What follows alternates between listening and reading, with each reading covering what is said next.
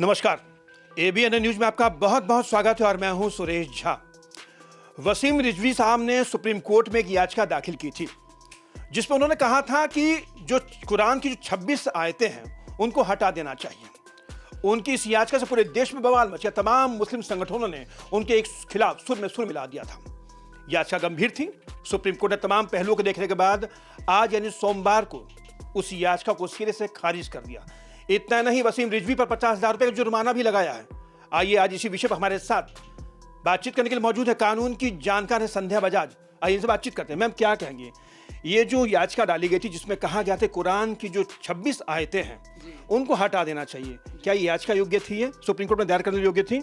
जी नहीं, बिल्कुल मेंटेनेबल ही नहीं थी।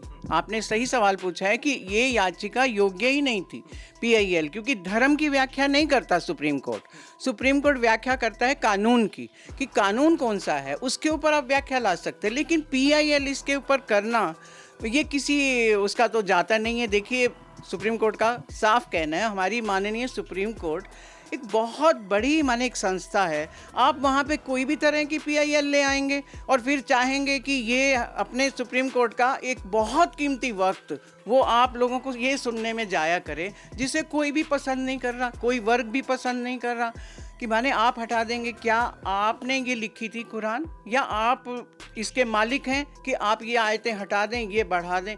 ऐसा कुछ नहीं होता है।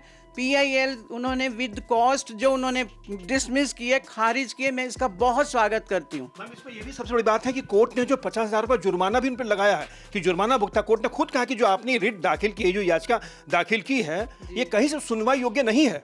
बिल्कुल, क्योंकि ये जुर्माना इसीलिए लगाया जाता है जब आप कीमती समय और कीमती वक्त आप वेस्ट करते हैं कोर्ट का। मैं तो ये कहती हूँ, दावे से कहना चाहती हूँ कि जुर्माना तो 1 लाख होना चाहिए था मिनिमम, जितने जजेस सुनते हैं और जितना हम लोगों का टाइम बर्बाद होता है। इससे अच्छे केसेस और आ सकते हैं, लोगों को न्याय मिल सकता है। ये न्याय का मंदिर है, न्याय का समय है, ना कि हम इस बात के लिए बैठे हैं सुप्रीम कोर्ट कि नहीं वो तो आयतें हटा दो या लगा दो या ये कर दो। ये ऐसा कुछ नहीं है, ये गलत थी। पीआईएल का बेस ही गलत था। आपको याद होगा इस पीआईएल के खिलाफ जो तमाम जो मुस्लिम संगठन थे वो खड़े हुए थे और एक सुर में उन्होंने वसीम रिजवी का विरोध भी किया था।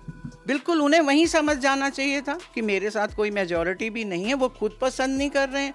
तो ये माने किस धर्म की और किस उसकी बात कर रहे थे, ये अभी तक किसी की समझ में नहीं आ रहा। शायद वो अपना नाम बनाना चाहते थे किसी तरह से कि मेरा नाम हो जाए। पर वसीम रिजवी साहब, मैं आपसे कहना चाहती हूँ, ऐसे नहीं, बल्कि देश में बहुत सी पीआईएल ऐसी हैं, देश में हमारे बहुत से लोग ऐसे हैं जिन्हें ज़रूरत है।